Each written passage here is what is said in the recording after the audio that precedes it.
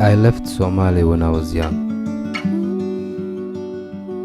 I grew up in America where everything was different.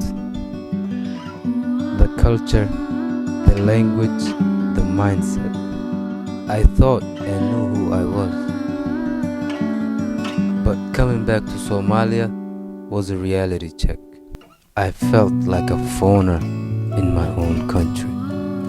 The language I forgot, the customs I never learned. But every day, I'm learning.